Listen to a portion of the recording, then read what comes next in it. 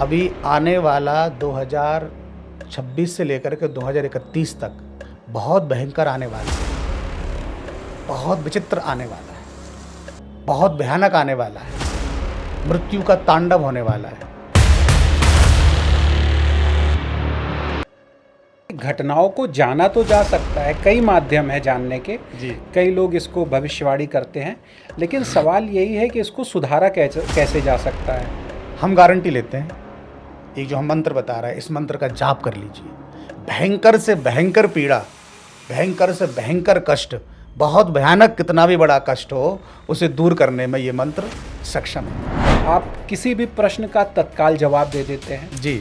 आप ज्योतिष में भी एक बिल्कुल अलग तरह से अपनी पहचान रखते हैं। एक ज्ञान गुरुदेव ने जो सिखाया, जितना अनुभव किया कि लगभग अगर कोई भी किसी प्रकार का प्रश्न करे तो वो राधा रानी की कृपा से, श्री बांके बिहारी जी की कृपा से उसका प्रश्न का हल हमारे पास से निकल आता है। जी।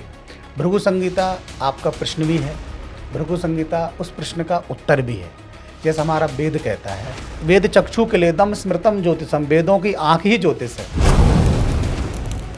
अतीत, भविष्य या वर्तमान, तीनों का, तीनों चीज़ें जानी जा सकती तीनों हैं। चीज़ जानी जा सकती है। इसके लिए आपको कोई डिटेल्स नहीं चाहिए, उसकी बिल्कुल। कोई जन्म कुंडली नहीं चाहिए। बिल्कुल बिल्कुल। ये तो वैदिक बता देगा भाई आपके साथ ये परेशानी है, आपको ये कष्ट है, आपका व्यापार नहीं चल रहा, जी। तो ये अब व्यापार चले कैसे, जी। परेशानी मिटे कैसे, हाँ। वैवाहिक जीवन में कष्ट तो है पर वो सुखी कैसे हो, ये उपाय हमको भृगु संगीता बताता है। हमारे कान्हा जी का नाम हमने प्रेम से गोपू रखा है। अच्छा, हाँ, अच्छा। गोपू नाम है उनका। वैसे उनका पूरा नाम राधा रमन जी है। हाँ, हाँ। तो कभी उनकी जैसे सेवा नहीं कर पाते ना, जैसे अभी हम यहाँ बैठे हैं स्टूडियो में, ठाकुर जी घर पे हैं, तो उनको अगर जैसे नहीं सुला पाएंगे, रात में उनका विश्राम नहीं हो पाया, तो हमको नींद नहीं आती। आपसे ज्योतिष से ज़्यादा हरी चर्चा करने में बड़ा आनंद आता है। फिलहाल जो हमारा टॉपिक है उसी की ओर बढ़ते हैं। है ना? क्या कभी ऐसा भी हुआ है कि कोई प्रश्नकर्ता जी परीक्षा लेने की नीयत से आपके पास आया हो, जी। फिर भी आपका जवाब सटीक बैठ गया? हाँ हाँ, कई बार हुआ है ऐसा। भाई हमारा धर्म लंगड़ा है, प्रमाण का। तो क्या किसी का भाग्य बदला भी जा सकता है या सब कुछ पहले से ही बस तय है? नहीं नहीं, ऐसा नहीं है। देखिए, तजवीज़ करने से तकदीर बनती है। भाई जब तक आप सटीक उपाय नहीं करेंगे, सही उपाय नहीं करेंगे, तब तक आपको उसका फल नहीं मिलेगा। जब भक्त नहीं होंगे तो भगवान कहाँ होगा, फिर सारी समस्या का समाधान कहाँ होगा। अगर कष्ट है तो उस कष्ट को मिटाने वाला भी कोई ना कोई बैठा है। अगर दुख है तो सुख भी है, अगर परेशानी है तो उसका अंत जरूर है।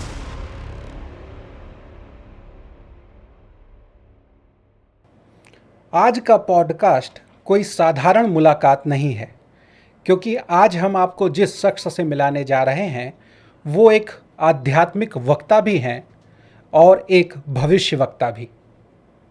नमस्कार, मैं हूं आपके साथ अवधेश चंद्रवंशी और आप देख रहे हैं हर बार की तरह हमारा विशेष और रहस्य से भरा पॉडकास्ट। आज की हमारी मुलाकात है राष्ट्रीय प्रवक्ता भारत भूषण आनंद कृष्ण शास्त्री जी के साथ, जो कि श्री राम कथा, भागवत कथा और शिव कथा के एक प्रबल प्रवक्ता भी हैं और साथ ही इनके पास किसी भी प्रश्न का तत्काल जवाब देने की एक कुशल क्षमता भी है। आप भृगु संहिता और ज्योतिष कर्मकांड के मर्मज्ञ भी हैं। साथ ही जब श्री राम कथा या भागवत कथा मंच से बोलते हैं तो लोग सहज ही मंत्रमुग्ध हो उठते हैं और इनकी भविष्यवाणियां अक्सर लोगों को चौंकाया भी करती हैं। नमस्कार, जय सिया राम महाराज जी, बहुत बहुत स्वागत आपका। जय सिया राम, राधे राधे भैया।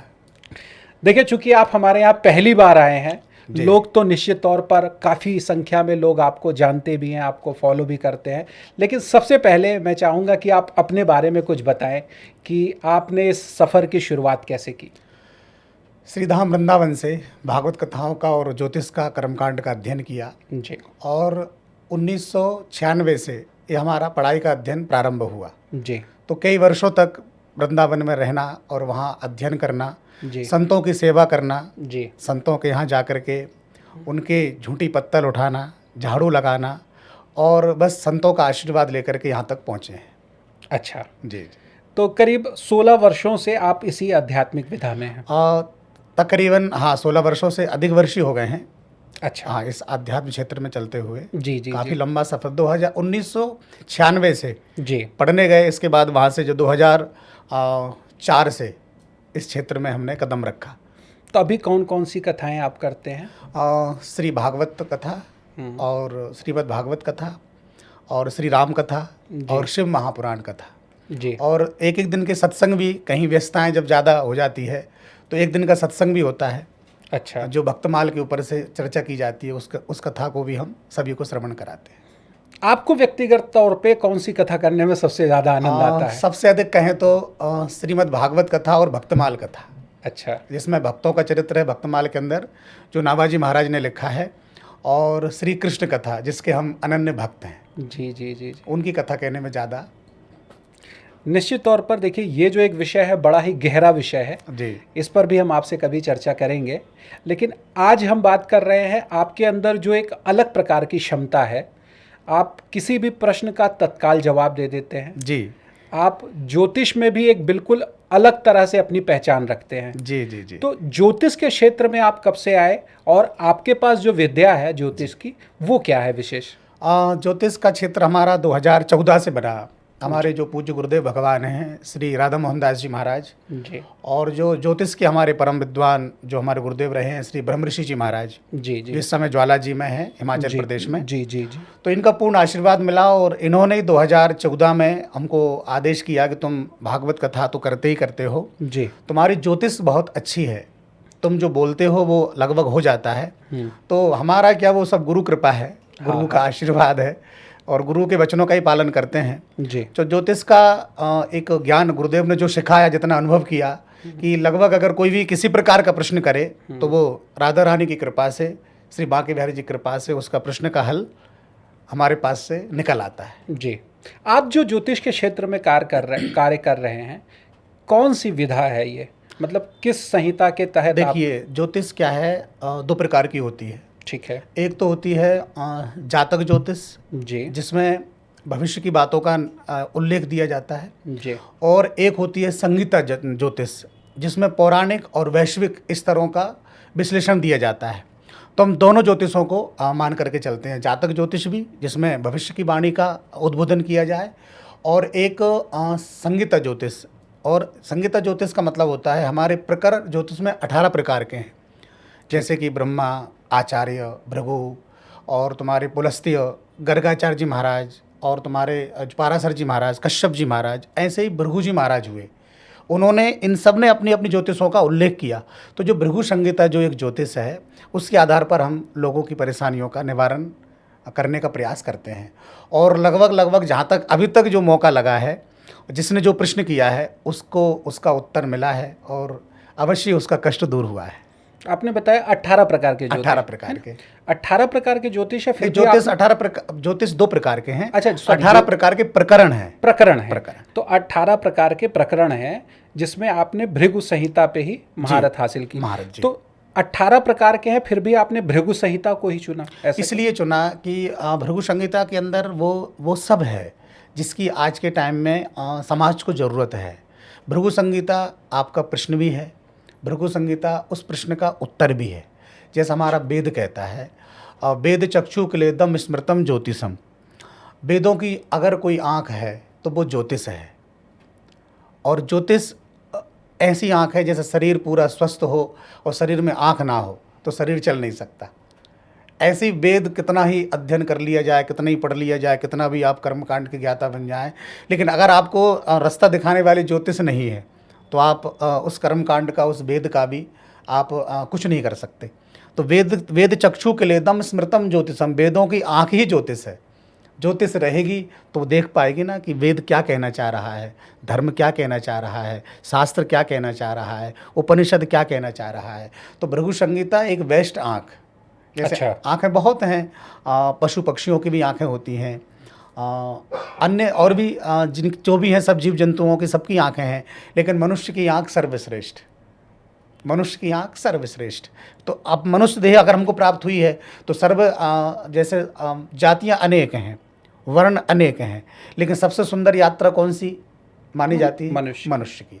तो मनुष्य की देह में जो यात्रा करने के बाद जो हमें आँख मिली है वो सर्वश्रेष्ठ है। इसी प्रकार ज्योतिष अनेक हैं, अनुभव अनेक हैं, अनेक संतों ने अपने अनुभव के आधार पर लिखा है, लेकिन भृगु संहिता सबसे बेस्ट। आपने जो बताया इसके बाद भृगु संहिता को लेकर के मेरी जिज्ञासा बढ़ती जा रही है। हाँ जी। तो क्या इसमें अतीत, वर्तमान और भविष्य तीनों चीज़ पहले से ही विदित हैं? तीनों चीज़ पहले से विदित है। जो जिस कामना को चाहता है कि उसको साथ ऐसा क्यों हो रहा है, अच्छा ऐसा हो रहा है तो इसका उपाय क्या है? जी भाई ये तो क्यों हो रहा है तो चलो बता देंगे। हाँ, ठीक है। पर उसका उपाय क्या है भाई, ना हो उसका विधान क्या है? क्योंकि ये तो वैदिक ज्योतिष भी बताते हैं। ये तो वैदिक बता देगा भाई आपके साथ ये परेशानी है, आपको ये कष्ट है, आपका व्यापार नहीं चल रहा, जी। तो ये अब व्यापार चले कैसे, जी परेशानी मिटे कैसे, हाँ वैवाहिक जीवन में कष्ट तो है पर वो सुखी कैसे हो, जी विवाह हुआ है परंतु संतान उत्पन्न नहीं हो रही, अच्छी बात पर होगी कैसे, जी। ये उपाय हमको भृगु संहिता बताती है। अच्छा, तो भृगु संहिता केवल जन्म पत्री का रहस्य बताती है या इसमें राष्ट्र का, समाज का, घटनाओं का भी जिक्र है, उसको भी पहले से आंका जा सकता है? संपूर्ण भृगु संहिता केवल समाज का नहीं, केवल एक शास्त्रों का नहीं, संपूर्ण राष्ट्र का वैकल्पिक विषय है। संपूर्ण विषय पर ये अपना अनुभव रखती है और लगभग वो सटीक बैठता है। अच्छा, जो भी अनुभव बताती भृगु संहिता, जहाँ तक हमने अभी तक आजमाया है तो 90% उसमें हमको उत्तर हल ही मिला है। कोई ऐसी घटना या कोई ऐसा उदाहरण जो आपने कभी पहले देखा हो और बाद में सही साबित हुआ हो? 2016 की घटना है एक। 2016 में एक बहुत बड़ा हमारा कथा का आयोजन चल रहा था उज्जैन में। जी। उस समय हमारे ज्योतिष में एक आया था एक अनुमान की एक स्थिति अभी वैश्विक नहीं रहेगी, और वैश्विक स्थिति नहीं रहेगी मतलब कुछ भी दुर्घटना घट सकती है। 2016 की घटना बता रहे हैं, तो बोले कैसा कब घट सकती है, तो हमारी ज्योतिष ने कहा था कि 2020 और 2021 ये ठीक नहीं आएगा, और ये उस समय बोला था। अब उस समय कोई ऐसा क्लिप नहीं था, कोई ऐसा कैमरा नहीं था जिसकी कोई क्लिप बनी होती, और वो साबित हुआ। 2020 आया, 2021 आया, और आपने देखा कि किस प्रकार से महामारी का प्रलय शुभारंभ हुआ। जी। भृगु संहिता में क्या कोई ऐसा आध्यात्मिक प्रयोग भी है जिसके माध्यम से लोगों को तत्काल लाभ मिलता है? हाँ हाँ, बहुत से उपाय हैं ऐसे। छोटी छोटी पूजाएं ऐसी हैं, एक एक दिन की पूजाएं ऐसी हैं, जिस प्रकार का जो जिसकी परेशानी हो उसकी पूजाएं ऐसी हैं। चाहे वो शिव संबंधित पूजा हो, चाहे वो दीपदान संबंधित पूजा हो, चाहे वो तिलदान संबंधित पूजा हो, चाहे वो पुष्प आदि पूजा संबंधित पूजा हो, चाहे वो छोटे छोटे उपाय जो बनते हैं, अगर उनको भी किया जाए तो भृगु संहिता एक छोटे छोटे उपायों के माध्यम से भी उनका हल हमको देती है। कोई उदाहरण किसी चीज़ का आप बताएं, जैसे किसी की अगर अकाल मृत्यु है, जी ठीक है, वो आपने देख लिया, जी, घटना चक्र को, ग्रहों को, नक्षत्रों को देख करके, जन्म पत्री को देख करके जाना जा सकता है जी, लेकिन उसको टाला कैसे जा सकता है? हाँ, देखिए अगर कोई बहुत भयंकर परिस्थिति बिगड़ी हुई है और उसमें ज्योतिष में कह दिया कि ये उपाय, ये इसका समाधान है जी, अगर उस समाधान का हल निकालना है तो हमारी ज्योतिष अगर समाधान बताएगी तो वो उसका हल बताएगी, और जब उसका हल बताएगी तो जैसे मान लो कि किसी की अकाल मृत्यु है, ठीक है, घनघोर संकट है, उसकी कहीं से स्थिति नहीं सुधर रही, बहुत परेशान है, चारों तरफ उसके अंधकार है और उसे कोई रास्ता नहीं दिखाई दे रहा, जहाँ हाथ डालता है वहाँ से उसको तकलीफ ही मिलती है, कोई भी उसे उम्मीद की किरण नहीं जागती, और उसको अब ऐसा लगने लगा कि अब मेरी मृत्यु हो सकती है, अब मुझे इस कष्ट के कारण मरना पड़ेगा। देखिए मौत से तो कोई नहीं बच सकता, बिल्कुल नहीं, मौत तो यथार्थ सत्य है। और ये बात तो देखिए हमारे परम आदरणीय श्री धर्म के जो विशेषज्ञ रहे हैं, जिन्होंने शास्त्रों को लिखा है और शास्त्रों को बनाया है, ऐसे परम आदरणीय श्री वशिष्ठ जी महाराज, जो सूर्यवंश के गुरु हैं, भगवान राम के गुरु हैं, उनसे प्रश्न किया था भरत जी महाराज ने। बोले एक बात बताइए गुरुदेव, एक तरफ आप थे हमारे गुरु और एक तरफ सतानंद जी महाराज थे माता सीता के गुरु, आप दोनों ने जब कुंडली देखी थी तो कहाँ ऐसा योग था कि राम जी को 14 वर्ष का वनवास होगा? तो वशिष्ठ जी ने कहा, सुनहु भरत भावी प्रबल, बेलख कहूँ मुनि नाथ। वशिष्ठ महाराज जी रोने लगे और रो करके बोले, भरत जी ऐसा कहीं नहीं लिखा था, किसी ज्योतिष में नहीं लिखा था, किसी शास्त्र में नहीं लिखा था कि ऐसा होगा, लेकिन हानि लाभ जीवन मरण जस अपजस विधि हानि, ये 6 वस्तुएं परमात्मा ने अपने अधीन रखी हैं। आपको हानि होगी, लाभ होगा, यश मिलेगा, अपयश मिलेगा, फायदा होगा, नुकसान होगा, आपकी कीर्ति बढ़ेगी या आपको अपकीर्ति मिलेगी, आपकी मृत्यु होगी या आपको भगवान आगे का समय और देंगे। जन्म मृत्यु ये कोई नहीं बता सकता, लेकिन शास्त्र हमारा एक उपाय बताता है। अगर आपको भयंकर कष्ट है, भयंकर पीड़ा है, तो आप उसका रस्तर निकालिए। जैसे हमारे शास्त्रों में एक मंत्र है कि आपको भयंकर कष्ट है, भयंकर पीड़ा है, आपको भय सता रहा है कि मेरी अकाल मृत्यु हो सकती है और मेरे साथ बहुत बुरा हो सकता है, तो आप उस मंत्र का जाप करें। हम गारंटी लेते हैं कि आप उस मंत्र का जाप करेंगे, नित्य उठ करके बिल्कुल प्रातःकालीन ब्रह्म मुहूर्त में आप बिस्तर पर बैठ जाइए, अपना आसन लगाइए, बिस्तर से पैर नीचे मत रखिए, अपने दोनों हाथों को खोलिए, ऐसे मलिए और ऐसे उनको याद करिए, हाथों को देखिए और हाथों को देखने के बाद सबसे पहले 5 ऋषियों के नाम लीजिए। एक बहुत बढ़िया उपाय बता रहे हैं आपको।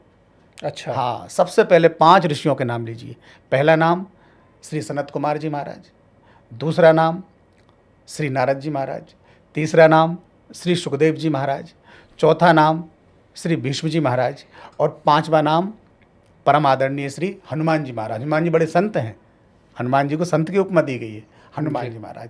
ये 5 नाम लेंगे तो सबसे पहला काम ये करेंगे कि आपके अंदर के काम विकार को समाप्त करेंगे, आपकी इच्छाओं को ये कम कर देंगे। 5 नाम प्रातःकाल उठ कर लीजिए और इसके बाद अपने आसन पर बैठे हुए, बिस्तर पर बैठे हुए आप केवल मात्र 11 बार ये जो हम मंत्र बता रहे हैं इस मंत्र का जाप कर लीजिए। भयंकर से भयंकर पीड़ा, भयंकर से भयंकर कष्ट, बहुत भयानक कितना भी बड़ा कष्ट हो, उसे दूर करने में ये मंत्र सक्षम है। क्या है वो मंत्र? कृष्णाय वासुदेवाय हरये परमात्मने प्रणतः क्लेशनाशाय गोविंदाय नमो नमः।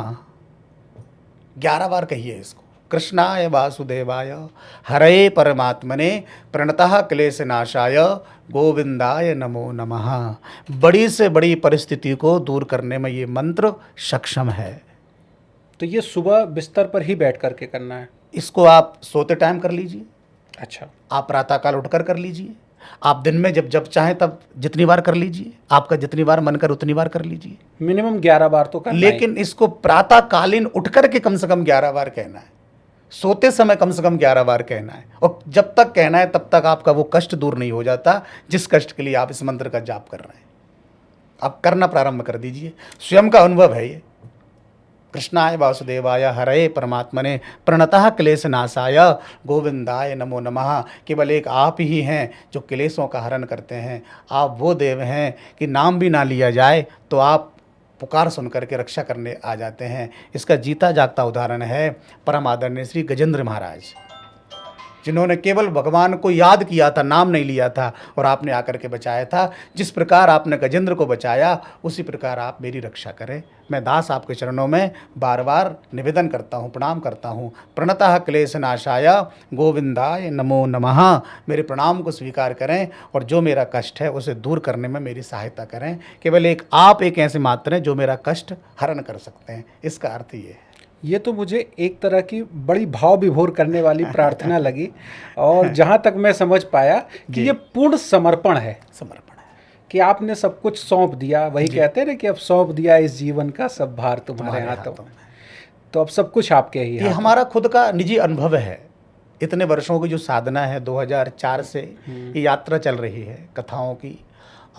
सभी जगह कथाएं करना, हर नगर, हर शहर, हर क्षेत्र में कथा करना, तो ये खुद का अनुभव है। कभी अगर हम नित्य ठाकुर जी की सेवा करते हैं। हमारे कान्हा जी का नाम हमने प्रेम से गोपू रखा है। अच्छा, हाँ, अच्छा। गोपू नाम है उनका।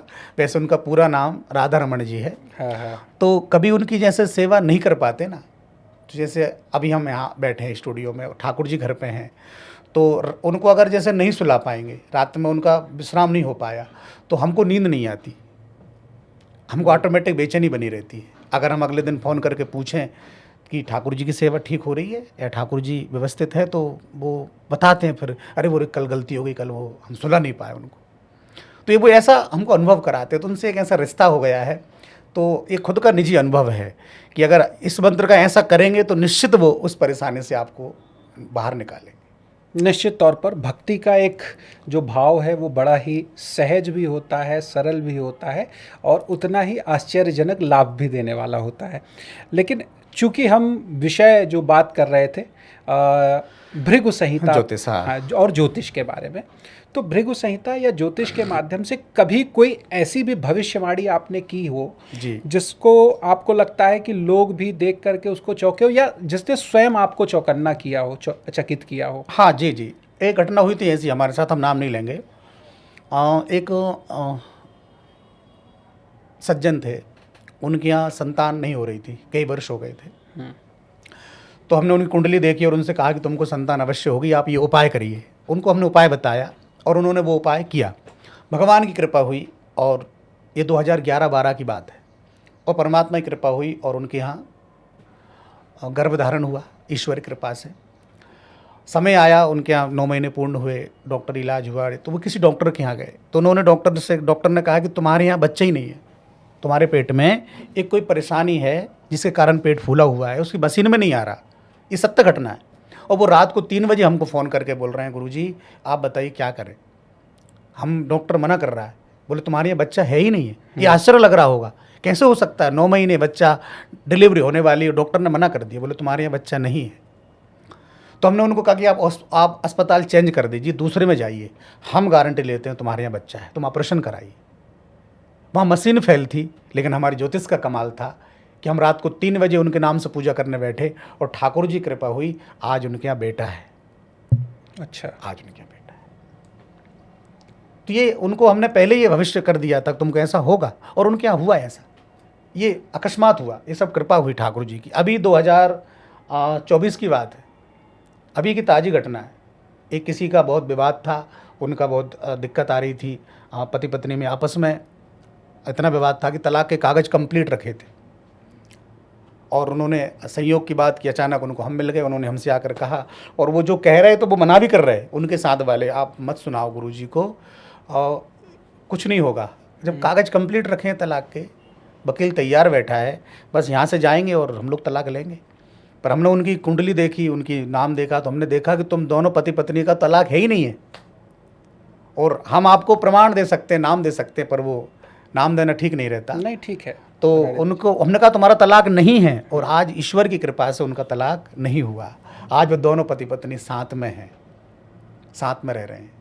और ये उनको भी इस बात का एहसास हुआ कि हाँ वास्तव में गुरुजी ने कहा था कि तुम्हारा तलाक नहीं होगा। जब वो वहाँ से लौट कर के आए तो अकस्मात चमत्कार हुआ, सारे रास्ते उनके ऐसे अच्छे बनते गए, और वो 6 महीने से दूर थे और वो आज साथ में रह रहे हैं। किसी भी सवाल का जवाब देने के लिए लगभग आपको कितना समय चाहिए होता है? 3 से 4 मिनट जी। अगर उसके पास साथ ही आपके पास तत्काल प्रश्न का सटीक जवाब देने की भी एक विद्या है। वो क्या है और उसका उपयोग आप कहाँ और कैसे करते हैं? वो कृपा है ठाकुर जी की। ये जितने दिन संतों के साथ रहे, जो गुरु कृपा से प्राप्त हुआ, जो अध्ययन किया शास्त्रों का, ज्योतिष का, जो भजन किया, जो तप किया, उस साधना के बल पर उस जो भी शक्ति मिली है, जिसका अनुभव हुआ है, जो सिर्फ जिसको हम ही अनुभव करते हैं, जिसको हम स्वयं अपने अंदर उसका आनंद लेते हैं कि आपकी जो समस्या है उसको निश्चित ही, और जो बोलेंगे वो होगा, हो रहा है और होगा। ये सब केवल राधा रानी की कृपा और गुरु कृपा है।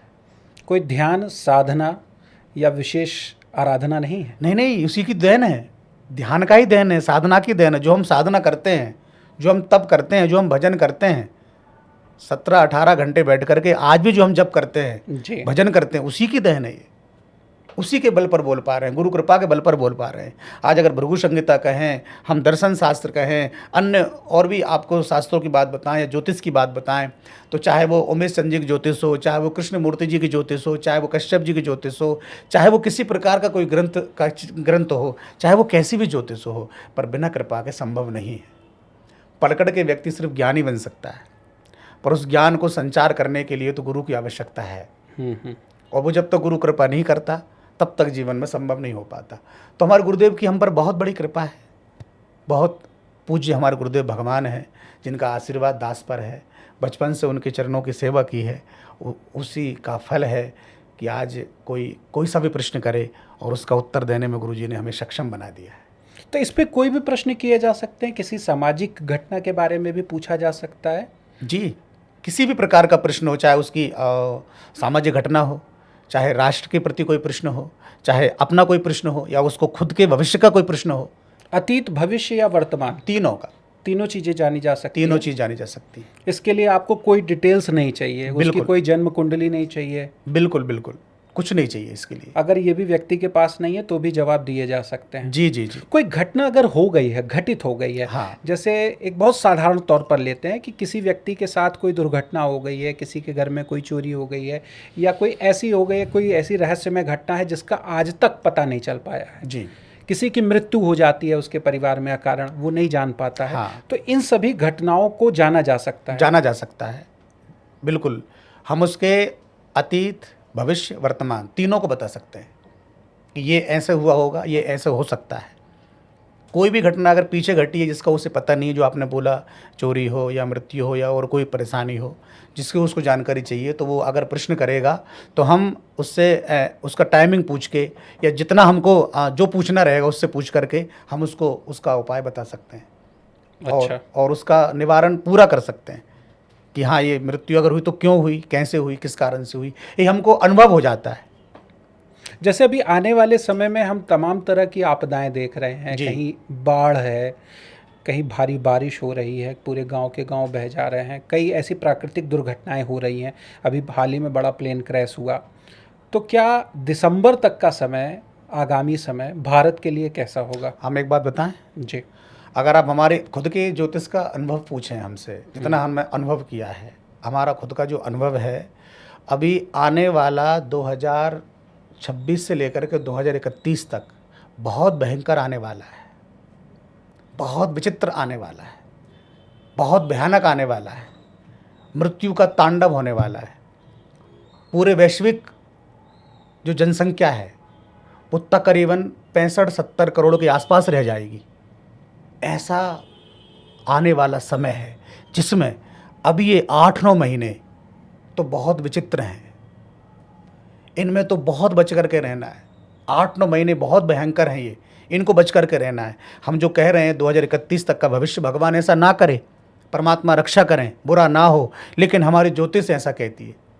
आप इसको नोट कर लीजिए, लिख लीजिएगा आज के दिन को हम जो बोल रहे हैं कि 2031 तक बहुत भयंकर आपदा आने वाली, बहुत भयानक, जिसमें ये 8-9 महीने तो बहुत विचित्र हैं। बड़ी वैश्विक आपदा, बहुत वैश्विक आपदा आने वाली, पूरे विश्व में, विश्व का चिंतन का विषय है ये, बहुत भयानक आने वाला है। तो ये प्राकृतिक रूप से होगा या जैसे कई बार विश्व युद्ध के भी घटना चक्र बनते हुए दिखाई देते हैं, ऐसी कुछ घटना होगी? विश्व, देखिए, आपदाओं का कारण 2 प्रकार से बनेगा। जी एक वैश्विक युद्ध भी हो सकता है, जी और एक आपदा जो अभी आप देख रहे हैं जी कि कहाँ बाढ़ का आना, अचानक पहाड़ का गिर जाना, अचानक चलते चलते रोड टूट जाना, धरती फट जाना, आप देख रहे हैं ना कैसी विचित्र आपदाएं आ रही हैं। ये अचानक भी ये सब संभव है। ये एकदम किसी प्रकार से वैश्विक स्तर पर हानि होना है, बस वो होगी। तो इन जो 8-9 महीने हैं, इनसे बचने के लिए भी हमारा शास्त्र उपाय बताता है। ये जो समय चल रहा है, ये समय ठीक नहीं चल रहा। अब इस समय से बचने के लिए भी हमारा शास्त्र, हमारी ज्योतिष मैं वही पूछने वाला बताती था है। कि घटनाओं को जाना तो जा सकता है, कई माध्यम है जानने के, जी। कई लोग इसको भविष्यवाणी करते हैं, लेकिन सवाल यही है कि इसको सुधारा कैसे जा सकता है? हाँ, हमारी ज्योतिष इस प्रकार के उपाय बताती है। जी।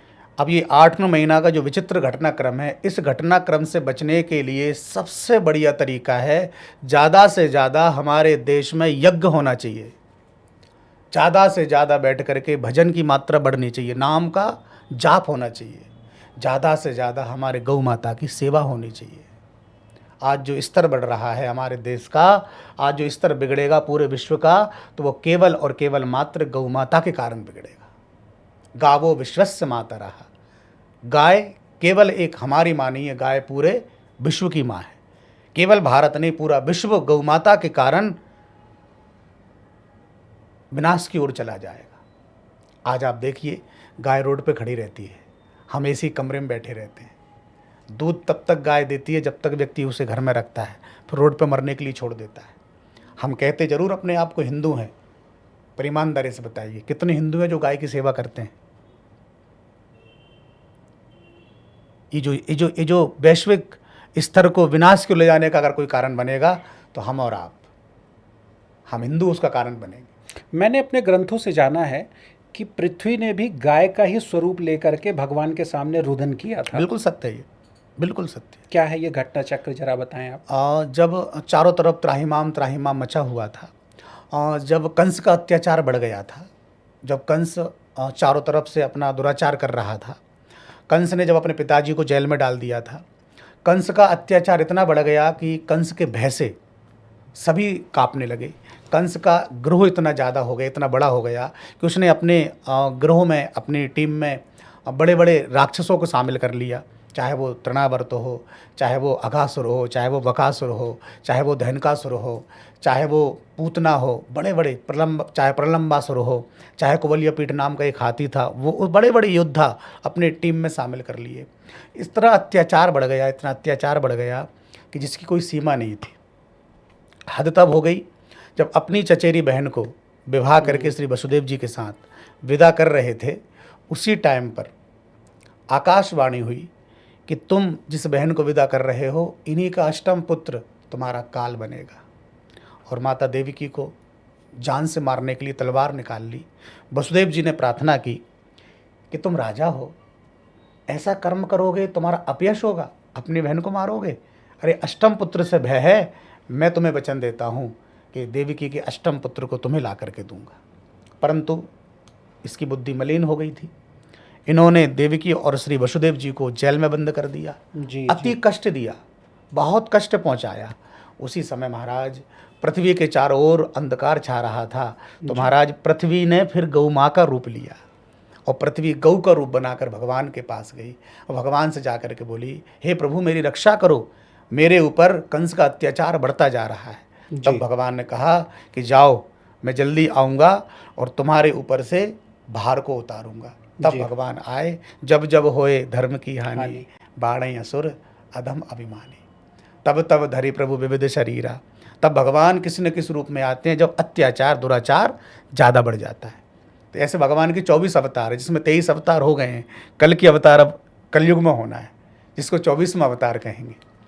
तो भगवान ने गौ माता की प्रार्थना सुनी और भगवान द्वापर में श्री मथुरा जी में कंस की जेल में माता देवकी के गर्भ से जन्म लिए और गोकुल में आकर के उन्होंने जन्मोत्सव मनाया, और जिसे आज हम और आप श्री कृष्ण के नाम से जानते हैं। बिल्कुल। आपसे ज्योतिष से ज़्यादा हरि चर्चा करने में बड़ा आनंद आता है। फिलहाल जो हमारा टॉपिक है उसी की ओर बढ़ते हैं, है ना। ज्योतिष पे कुछ ऐसे आप वो बताएं, उदाहरण बताएं कि कौन सा ग्रह या कौन से नक्षत्र जी किस जगह पर हों तो व्यक्ति के जीवन में क्या विशेष घटित हो सकता है। जी जैसे देखिए, अगर पुष्य नक्षत्र है, ठीक है, और पुष्य नक्षत्र अगर रविवार को गुरुवार के दिन आ जाता है जी, और आप अगर पुष्य नक्षत्र के दिन आपकी मानो राशि मेष राशि है और वृश्चिक राशि है, कुंभ राशि है, अगर मेष वृश्चिक कुंभ राशि वाले अगर पुष्य नक्षत्र के दिन, रवि और गुरुवार को पुष्य नक्षत्र है, अगर वो उस दिन उपाय करें, छोटा सा उपाय करें अपनी कुंडली को, अपने ग्रहों को ठीक करने के लिए, तो निश्चित ही उनके ग्रहों की आपदा, उनके ग्रहों के अनुकूल बढ़ जाती है, उनको फ़ायदा प्रारंभ कर देती है। छोटा सा उपाय करें बढ़िया वो, जैसे गुरुवार के दिन पुष्य नक्षत्र आया, रविवार के दिन पुष्य नक्षत्र आया, मेष वृश्चिक कुंभ राशि वालों को चने की दाल और 2 रोटी और गुड़ रख करके गौ माता को खिला देना चाहिए। जितनी गाय को खिला सकते हैं खिला देना चाहिए। 1 गाय, 5 गाय, 11 गाय, 101 गाय, जितनी गाय को खिलाएंगे उनके लिए उतने यज्ञों का पुण्य मिलेगा, और उनकी राशि पर जो ग्रह उनके अनुकूल बैठे हुए हैं वो उनको प्रतिकूल फल देना चालू कर देंगे, उनके लिए शुभ फल देना चालू कर देंगे। ये उपाय वो कर सकते हैं, और भी बहुत सारे जिसकी जो जिस लायक हो उस लायक वो कर सकते हैं। क्या इसी प्रकार के कोई ऐसे विशेष ग्रह भी हैं जो किसी एक विशेष स्थान पर बैठ जाए तो उसके जीवन में चमत्कार हो जाएगा? हाँ, बिल्कुल है। अगर कुंडली में चतुर्थ स्थान होता है, अगर चतुर्थ स्थान पर, चौथे स्थान पर अगर शुक्र बैठा हो तो व्यक्ति को निश्चित रूप से धनाढ्य बनाने के योग बनाता है, उसे निश्चित ही उसे प्रमोशन देता है, उसे धन की सीमाओं पर जाकर बिठा देता है। राजयोग जिसे कह सकते हैं, और जिसे प्रचारक योग भी कह सकते हैं, या जिसे ऐसे एक्टर बनना या मतलब एक फेमस व्यक्ति बना देता है। अगर चौथे स्थान पर शुक्र बैठा है तो पर अन्य ग्रहों को भी देखना पड़ेगा ना, कौन कौन से ग्रह क्या देख रहे हैं। क्या कभी ऐसा भी हुआ है कि कोई प्रश्नकर्ता जी परीक्षा लेने की नीयत से आपके पास आया हो, जी फिर भी आपका जवाब सटीक बैठ गया हो? हाँ हाँ, कई बार हुआ है ऐसा, कई बार हुआ है भाई। किसी सज्जन ने एक बार पूछा, उनके घर में बेटी उत्पन्न हुई थी, उन्होंने पूछा महाराज जी देखिए हमारे क्या हुआ है, आप ज़रा बताइए देख करके। तो हमने उनसे पूछा भाई कब हुआ है, किस समय हुआ, थोड़ा बताइए। उन्होंने टाइम पूछा तो हमने कहा भैया बेटी है कि बेटा है। तो बोले महाराज जी बेटी है। हमने कि हमको ऐसा क्यों बेटा है, हमें ऐसा क्यों लग रहा है कि बेटी है, अच्छा, ऐसा क्यों हो रहा है भाई, तुम्हारे यहाँ बेटा है या बेटी है। भाई उनके यहाँ हुआ क्या था कि उनके यहाँ हुई बेटी थी। अच्छा। पर वो कह रहे महाराज हमारे यहाँ बेटा हुआ है, तो आप बेटी की जरा वो देख लीजिए कैसा क्या योग है। तो हमने उस समय उनसे पूछा था देख करके, अच्छा, उस समय पे देख करके हाँ, कि हमने कि हमको तो ऐसा योग लग रहा है कि शायद आपके यहाँ बेटी है, कि आप सब बताओ बेटा है या बेटी है। तो उन्होंने कहा महाराज जी हमारे यहाँ बेटा है। तो हमने कहा नहीं आपके यहाँ बेटा नहीं, आपके यहाँ बेटी है। तब उन्होंने कहा महाराज जी बेटी है, हम तो सिर्फ देख रहे थे कि आप कितना सच बोलते हैं, कितना। अच्छा, हाँ हाँ, तो ऐसा कई बार हुआ है, हो जाता है ऐसा। कई लोग ऐसे आते हैं, कई लोग ऐसे परीक्षाओं के लिए भी आ जाते हैं। भाई हमारा धर्म लंगड़ा है प्रमाण का। हाँ जी। तो क्या किसी का भाग्य बदला भी जा सकता है या सब कुछ पहले से ही बस तय है? नहीं नहीं, ऐसा नहीं है। देखिए तजवीज़ करने से तकदीर बनती है। आप ये सोच करके बैठ जाएं कि ये होगा ही नहीं, तो ये तो मूर्खता है। भाग्य बनता नहीं है, भाग्य तो बनाना पड़ता है। और ये भाग्य आपकी परिश्रम करने से, आपकी मेहनत करने से, आपके तजवीज़ करने से बनता है। कर्मण्येवाधिकारस्ते मा फलेषु कदाचन। आपको हक है सिर्फ कर्म करने पर, आप कर्म करिए, वो आपका अधिकार है। अब मिलेगा या नहीं मिलेगा वो भाग्य पर निर्भर है, पर कर्म तो करना पड़ेगा। अब आप सोच कर बैठ जाएं भगवान ने आपको अच्छे बढ़िया हाथ पैर दिए, नाक कान दिए, अच्छे बढ़िया सुंदर बना दिया, बढ़िया कारोबार दिया। अब आप कमरे में ताला बंद करें, चाबी खिड़की से फेंक दें और आप कल्पना करें कि मेरे भाग में होगा तो मुझे भोजन मिल जाएगा, तो वो मूर्खता है ना भाई। आपको शरीर से चलना फिरना पड़ेगा, आपको थाली पर बैठना पड़ेगा, तब जाकर आपको अपने हाथों से तोड़ करके मुख तक लाना पड़ेगा, कर्म तो करना पड़ेगा। तो जो भाग्यवादी हैं वो हमारे दृष्टि में नकारात्मक सोच है उनकी कि भाग्य में होगा तो मिलेगा, ऐसा सोच के बैठ गए हैं, मतलब वो कुछ करना नहीं चाहते। कर्म पर विश्वास रखिए। आपका काम है कर्म करना, आपका काम है घर से निकलना, बस ऑफिस जाके बैठ जाना, आपका काम है घर से निकलकर दुकान पर बैठ जाना। जो भी आप काम करते हैं आपको कर्म करना है। अब उस फल को देना या ना देना ये भगवान के क्या है, ईश्वर के हाथ में। और निश्चित है कि अगर जब किसान खेत में बीज डालता है तो वो ये नहीं सोचता कि बीज सीधा जा रहा है टेढ़ा जा रहा है, बीज साबत है या टूटा हुआ है, उसका कर्म था खेत में बीज डालना, और डाल के वो निश्चिंत होकर घर में आके सो जाता है। जब वो जाता है 1 हफ्ते बाद तो उसको बीज वहाँ खड़ा हुआ मिलता है। क्यों? क्योंकि उसने अपना कर्म किया, उसे भरोसा है उसके कर्म पर कि 1 दाने के बदले मुझे भगवान 1000 दाने देंगे। सही बात। अब उस बेस सोच के बैठ जाए कि मेरी तो खेती है और मेरी खेती में अगर मेरे भाग्य में होगा तो पैदा हो जाएगा, तो कैसे संभव है। तो भाग्यवादी मत बनिए, कर्मयोगी बनिए, कर्मवादी बनिए। देखिए निश्चित तौर पर आप एक ज्योतिष के अच्छे जानकार हैं, पर हम साधारण लोगों के लिए भी कभी कुछ चीज़ें ऐसी बताइए कि हम भी अपनी एक सामान्य सी कुंडली देख करके कुछ साधारण सी चीज़ें जान सकें। जी जी जी जी। ज्योतिष का तो ऐसा है, 2005 में हमको बहुत बड़ी एक अधिवेशन हुआ था बॉम्बे में जी। काफ़ी संत समाज ने हमको एक पद दिया था ज्योतिषाचार्य का, और ईश्वर की बड़ी कृपा रही, वो गुरु कृपा रही हमारे ऊपर। अगर किसी कुंडली मानिए सप्तम ग्रह में 7वां जो घर है, अगर 7वें घर में राहु बैठा है, ठीक है, तो निश्चित ही उसकी अकाल मृत्यु होगी ही होगी, उसे कोई रोक नहीं सकता। इसका उदाहरण परम आदरणीय श्री इस दुनिया में नहीं है, वो भगवती प्रसाद तिवारी जी महाराज दिल्ली में रहा करते थे। हम उनके पास ज्योतिष सीखने ही जाया करते थे। उन्होंने स्पष्ट कहा था कि भैया मेरी कुंडली में सप्तम ग्रह में, सप्तम भाव में राहु बैठा है, और मैं जो है कभी भी मेरी अकाल मौत हो सकती है, या तो मेरा एक्सीडेंट हो सकता है या मैं ठोकर खा के गिर सकता हूँ। तो उम्र ज़्यादा थी, काफ़ी उम्र थी, और अगर मेरी ये मृत्यु टल गई इस समय तो निश्चित मैं जो है 100 वर्ष से ऊपर जाऊँगा, 100 साल के बाद ही मरूंगा। अच्छा। तो वो जब भी कहीं जाते थे तो हम 2 लोग उनको पकड़ करके ही ले जाते थे, क्यों? क्योंकि हमको उनसे पढ़ाई करना था, अध्ययन करना था। उन्होंने गायत्री का पुरस्चरण पूरा कर लिया था। ऐसे भजनानंदी थे। देखिए, जो कहते हैं जो कुछ लोग ज्योतिष को कल्पना मानते हैं, उन्होंने सबकी कुंडली देखी और उन्हें बताया भी यही कि मैं अगर इससे बच गया, मुझे बचा लिया भगवान ने, तो मैं 100 साल से ऊपर तक रहूँगा। सत्य थी बात ये। तो हम लोग 2 लोग उनको पकड़ करके चलते थे। तो हम एक जगह से उनको लेकर के, ध्यान के अंदर था, वहाँ से लेकर के आ रहे थे।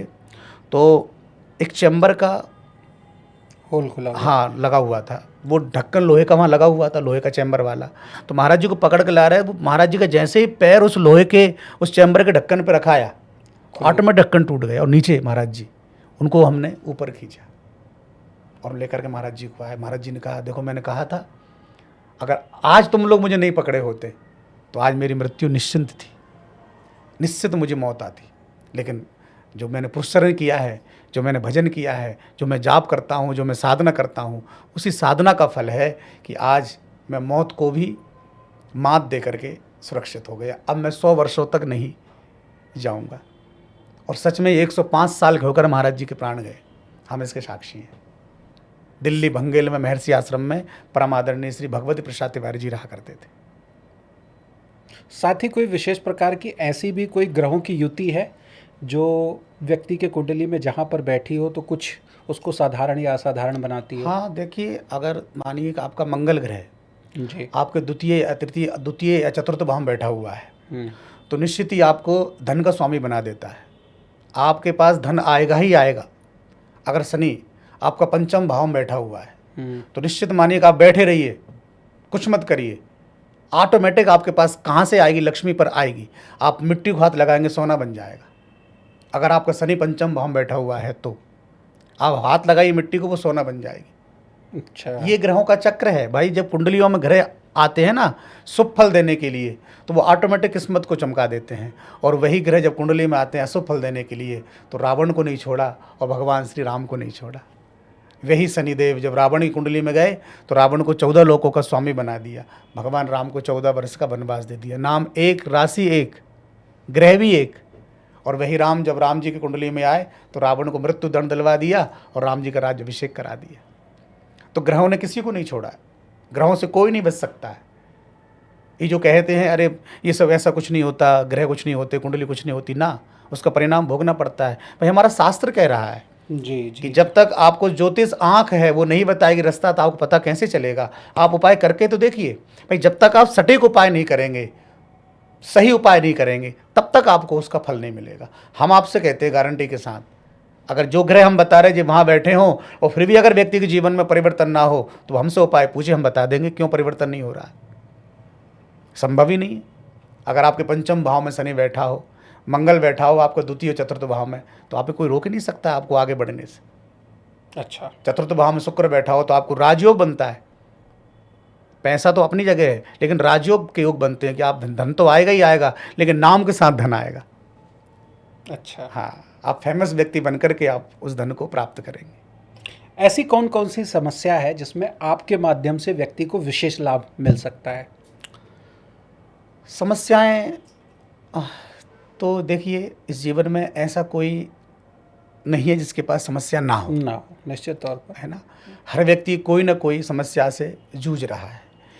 कोई तन दुखी, कोई मन दुखी, कोई धन बिन रहे उदास, थोड़े थोड़े सब दुखी, सुखी श्याम के दास, सुखी राम के दास।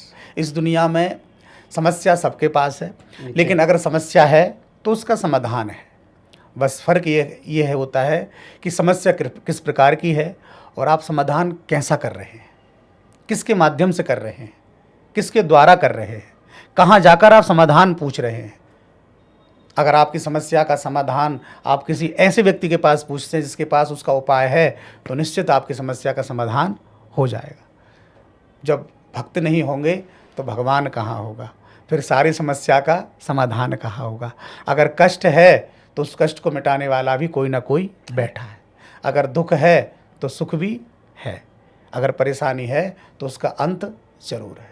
तो इसलिए हम तो बस आपके माध्यम से यही कहेंगे, आपके चैनल के माध्यम से, कि आप अच्छे लोगों से जुड़े रहिए, समाज का काम अच्छे से करते रहिए, और जो समस्याएं बनी हैं उन समस्याओं को मिटाने के लिए भगवान का नाम जाप करिए, हरि नाम लीजिए, राधा नाम लीजिए, हरे कृष्णा कहिए, यही सबसे बढ़िया साधन है। जी, साथ ही व्यक्ति को अगर आपसे कोई पर्सनल कंसल्टेशन करना है, परामर्श लेना है, तो वो ऑनलाइन माध्यम से भी संभव है? जी जी, जिसको जो सलाह लेनी है, चाहे वो ज्योतिष के विषय में सलाह लेनी हो, चाहे उसको अपनी कुंडली के विषय में जानकारी लेना हो, चाहे उनको अपने भविष्य के विषय में जानना हो, अतीत के विषय में जानना हो, वर्तमान का जानना हो, किसी प्रकार का कोई उनको कष्ट हो जिसका उनके पास हल ना हो, किसी प्रकार की कोई परेशानी हो जिसका उनको निवारण ना मिल रहा हो, तो वो दास को याद करें। ऑनलाइन के माध्यम से भी, वीडियो कॉल के माध्यम से भी हम उनकी समस्याओं का समाधान करते हैं। जी, और कौन कौन सी कथाएं हैं जिनके लिए लोग आपसे संपर्क कर सकते हैं? श्रीमद् भागवत कथा, श्री कृष्ण कथा के लिए, और श्री राम कथा के लिए संपर्क कर सकते हैं, और श्री शिव महापुराण की कथा, और भक्तमाल की कथा, सत्संग जो 3 दिवसीय होता है। अच्छा, इन कथाओं के लिए भी हमसे संपर्क कर सकते हैं। ठीक है, मैं महाराज जी का नंबर आपको स्क्रीन पर दे दूंगा, साथ ही डिस्क्रिप्शन बॉक्स में भी महाराज जी की पूरी डिटेल्स मैं आपको उपलब्ध करा दूंगा। उन नंबर पर आप कॉल करके महाराज जी से अगर आप ज्योतिषीय परामर्श लेना चाह रहे हैं तो भी आप कर सकते हैं। साथ ही अगर महाराज जी की श्री राम कथा, श्रीमद् भागवत, शिव महापुराण या अन्य कथाओं का भी प्रसारण आप करवाना चाह रहे हैं, महाराज जी के मुख से अगर आप अन्य कथाओं का भी रसास्वादन करना चाहते हैं, तो भी आप दिए गए नंबर्स पर कॉल करके महाराज जी से उपलब्ध समय जान सकते हैं। साथ ही महाराज जी बहुत बहुत धन्यवाद आपका। निश्चित तौर पर हमारी एक बड़ी ही सार्थक चर्चा रही, क्योंकि इसमें हरी चर्चा भी हुई, भविष्य को भी हमने जाना, ज्योतिषी रहस्यों को भी हमने समझा। तो एक अपने प्रकार का एक बड़ा ही अलग और एक अनूठा संयोग आपके अंदर विराजमान है। अवधेश भैया, आप बहुत सरल हैं, बहुत अच्छे हैं, और आपकी मुस्कुराहट बहुत बढ़िया है। वाह, धन्यवाद। आधे से ज़्यादा लोगों की परेशानी तो आपकी मुस्कुराहट को देख करके हो जाएगी। जी जी। और एक हंसता हुआ चेहरा अपने आप में एक बहुत बड़ी खुशी है। जी। तो आपके चेहरे को देखकर हम तो कहना चाहेंगे सभी से कि हमेशा हंसते रहिए।